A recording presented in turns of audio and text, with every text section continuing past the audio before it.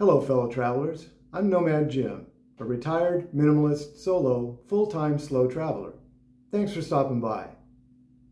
Well, let's face it, travel days can really suck. They're not the highlight of being a traveler. But if you want to reach that amazing destination, you're going to have a travel day to get you there. So, what can you do to make your travel days suck a little less? Well, I found there's one fundamental change that I can make that has a ripple effect throughout the entire travel day, making it go a lot smoother. And that change is simply this: give yourself more time. In this video, I'm going to give a variety of specific ways to do just that, to give yourself more time. And they're things that you can do not only on the travel day, but things you can do long before your travel day even arrives. If you practice these things, your travel days are going to suck a whole lot less. So let's get started. Most of the frustrations during a travel day come down to feeling stressed because you're feeling rushed. And the process itself is a hurry up and wait process. You're going to be standing in lines and then taking care of something else, then standing in another line someplace. But those wait times are an integral part of the travel day process. So you need to allow enough time for those wait times as well, so that you don't feel stressed overall. So what are some specific things that you can do to give yourself more time? Let's start with going all the way back long before your travel day to the time when you're first making your reservations for the travel day. So one of the first things that you want to do is to don't schedule a flight first thing in the morning, an early morning flight. You're already setting yourself up for a stressful time if you do that. You're going to have to wake up really early in the morning while it's still dark. You're going to have to make it to the airport and be worried about getting stuck in traffic and whether you're going to get to the airport in time. It's just going to be a very stressful situation, starting off the day on the wrong foot. Scheduling a flight for later in the day will give you time to relax in the morning, so you can have a leisurely breakfast. You don't have to be rushed getting to the airport, and it's just so much more relaxing and less stressful. Now, there may be some specific reason why you're taking an early flight, but if you are flexible and you don't really need to take that early flight, then try to take a flight that's later in the day. And if you're going to be going on a short flight, 1 or 2 hours, something like that, then I don't see a real benefit in going earlier anyway, because once you get to your destination, let's say you have a 7 o'clock in the morning flight, and then you arrive in your destination at 9 o'clock in the morning. Well, you're not going to be able to check into your hotel or your Airbnb apartment until 2 or 3 in the afternoon anyway. So you're going to have to wait to get into your accommodations. Maybe there's a good reason why you want to take that earlier flight. Perhaps it's the only flight that's available to your destination. Or maybe it's significantly cheaper than flights later in the day. So that's where you have to make a decision about, do you want to spend a little bit more money to have a little bit more relaxation in the morning instead of feeling rushed? Or do you want to save the money and take that earlier flight? Now, one benefit of taking an earlier flight is that it's less likely to be delayed. As the day goes on, if flights get delayed, it starts to have a domino effect. And so later in the day, you're more likely to have a flight that's delayed. So that is true, that does happen, and that's a good thing about taking an earlier flight. However, if you're going to be taking the later flight, the next thing that you can do to make sure that that's not a problem if it is delayed is to not have a connecting flight. If you don't have a connecting flight, then if the flight is leaving late, it's not going to bother you. You're going to get there when you get there, and you're not going to have to worry about getting a connection flight and whether you're going to miss that connection, because that's one of the worst feelings, to get on your flight knowing you have a connection someplace and hearing that there's a delay, that you're going to be leaving in 10 minutes, The pilot then comes on about 15 minutes later and tells you, well, we're still having a few issues, might be another 10 or 15 minutes more, and you can just feel your blood pressure going up and your heart racing because you're wondering, am I going to make my connecting flight? So if you can manage it so that you have a nonstop flight to that destination and not have to make a connection, then that will solve that problem and keep you from being stressed out about the connecting flight. And for myself personally, I've started actually specifically going to places where I know I can get a nonstop flight to them, just for a reason like that I want to be able to feel relaxed about it and not have to have a connection. Plus it's shorter as well. So that's something that I did just recently. I was in Ljubljana, Slovenia, and I was planning to go to Tirana, Albania. Well, there are no nonstop flights between Ljubljana and Tirana. So I knew I was going to have a connecting flight through someplace. And I saw that there was a connecting flight on Air Serbia going through Belgrade. So I said, okay, well, I can make that trip going through Belgrade. But it was kind of a short connection. The time when there's going to be a short connection. So I was a little concerned about that. So then I started thinking about it. It's like, well, I've never been to Serbia before. Maybe I'll just stop in Serbia and stay there in Belgrade for a few days. And so that's actually what I did. I just did a nonstop flight from Ljubljana to Belgrade, stayed there for 5 days, really had a great time.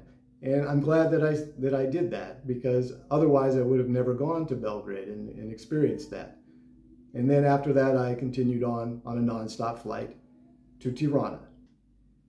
But there are some times where you can't get around it. You're going to have a connecting flight. So if you have to do that, you want to make sure that you don't have a short layover.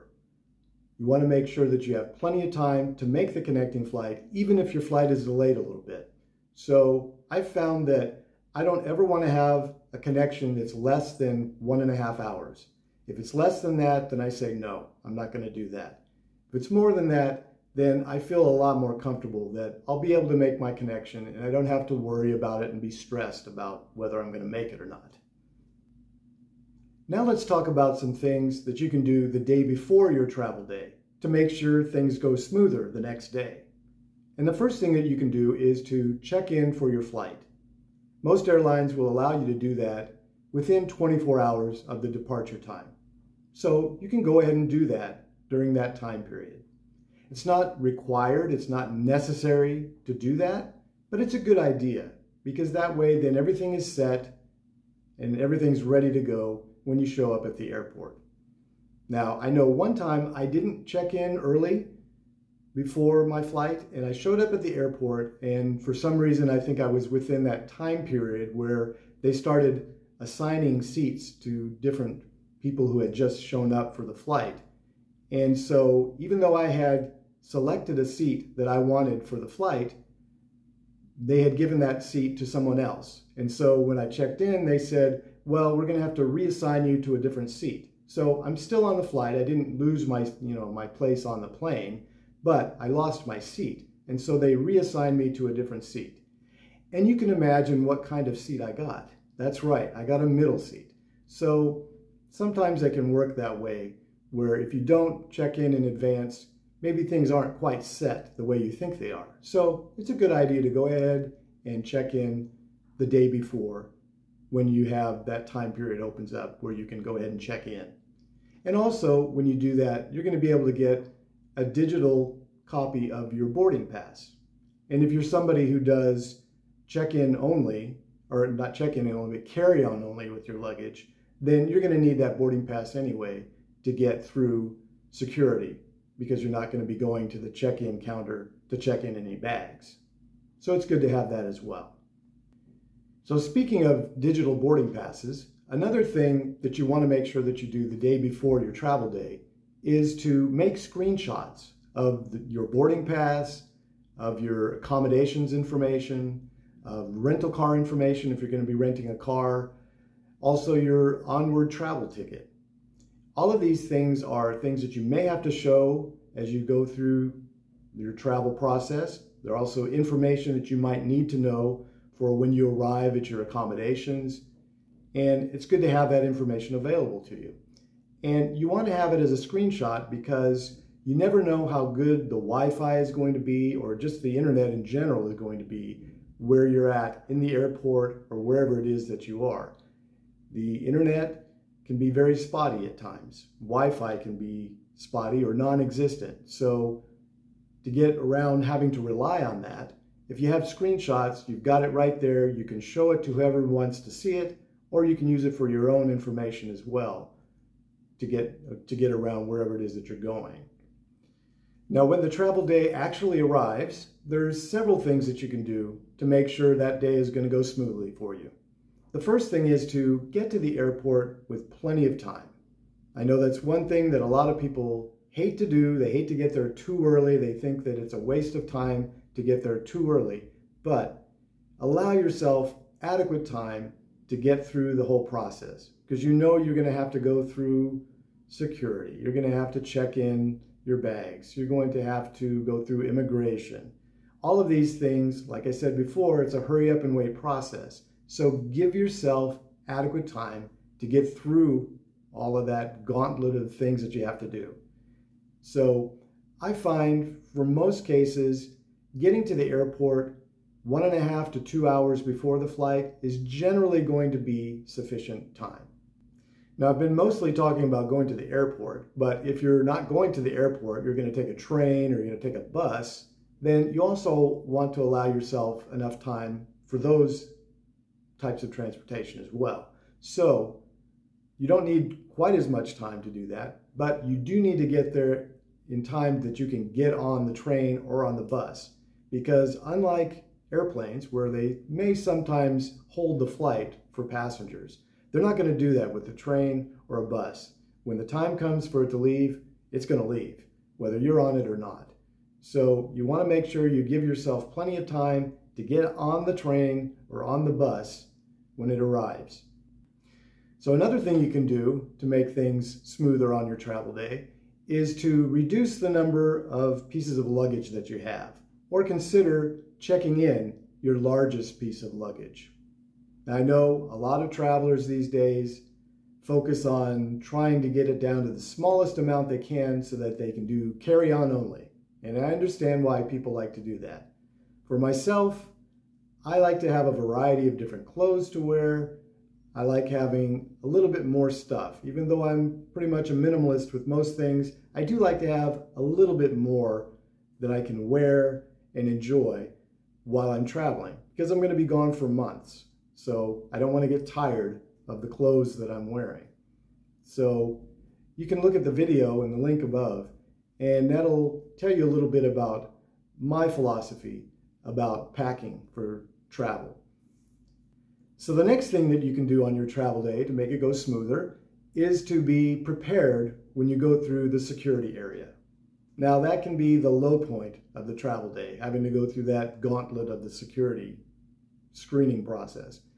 So here's some things you can do to make that go a little smoother.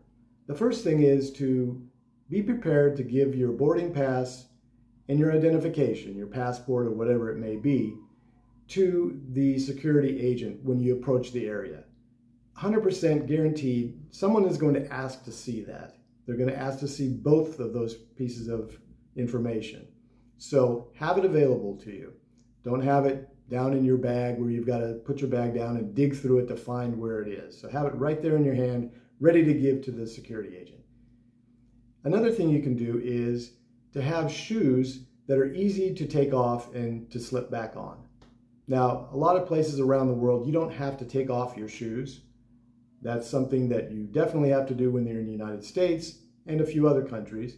But whether you have to or not, it's a good idea to have shoes that you can take off easily and put back on. And even if you're not having to do that through the security area, then you can slip them off when you're on the plane real easily, so you can relax even more while you're traveling.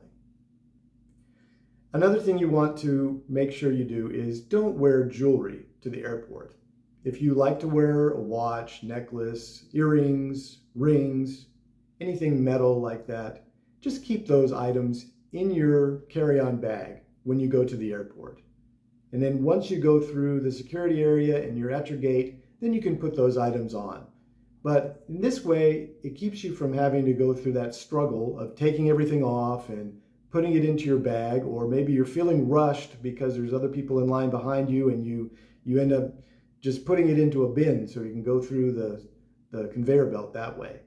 And then you've got your expensive items sitting in the bin and coming out on the other side before you get a chance to get around to the other side. And you don't know whether somebody's going to accidentally or intentionally pick up your items. So you want to make sure you don't have that situation at all. Just don't wear the jewelry to begin with. Wait till you're through the security area and to the gate, and then you can put your jewelry on.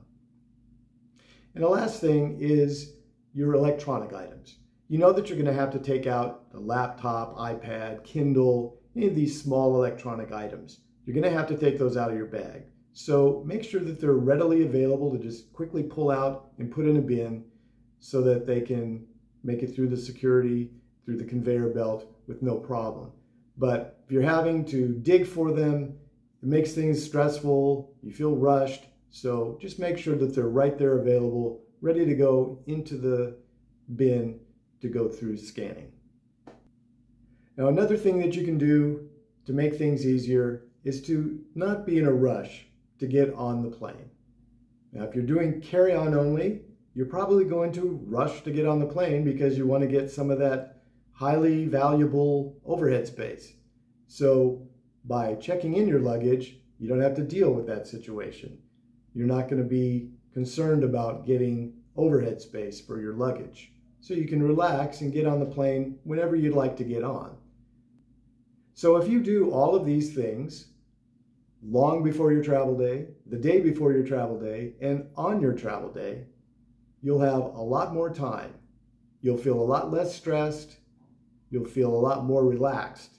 And your travel day will definitely suck a lot less. So what are some tips or tricks that you use to give yourself more time or to make your travel day go a lot smoother? Leave those in the comments down below. I hope you enjoyed this video, and if you did, please hit the like button, leave a comment down below, and subscribe to the channel. Until next time, let's get out there and travel.